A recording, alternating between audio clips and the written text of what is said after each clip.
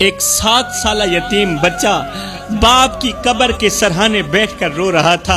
اور کہہ رہا تھا، ابا تو کیوں چلا گیا؟ ابا لوگ کہتے ہیں کہ میں بے سہارا ہوں، ابا تیری یادیں مجھے سونے نہیں دیتی، تیرے بغیر یہ دنیا مجھے بہت بری لگتی، ابا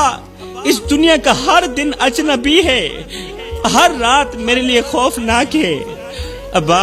تجھے تو خبر بھی نہیں کہ تیرے بعد تیرے لال کی زندگی کتنا درد بن گئی ہے، کاش تو ایک بار واپس آ جاتا، ایک بار میرا سر اپنی گود میں رکھ کر کہتا کہ بیٹا فکر نہ کر تیرا باپ زندہ ہے۔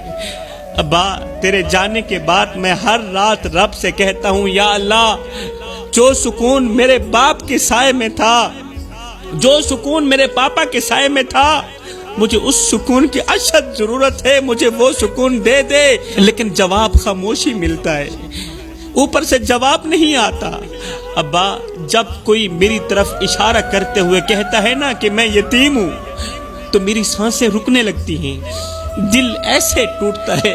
ٹوٹتا ہے جیسے کسی نے میرے سینے پر خنجر مار دیا۔ ایمان سے بتاؤ میرے بھائیو،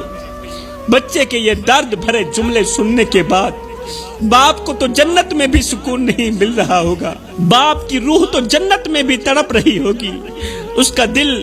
ہر لمحے اپنے بچے کی چیخیں سن کر کانپ رہا ہوگا۔ اس لیے میں جہاں بھی جاتا ہوں یہی کہتا ہوں، خدارا میرے بھائیو، جب تک اولاد جوان نہیں ہوتی تب تک تمہیں زندہ رہنا چاہیے، اپنی جان کا خیال رکھا کرو،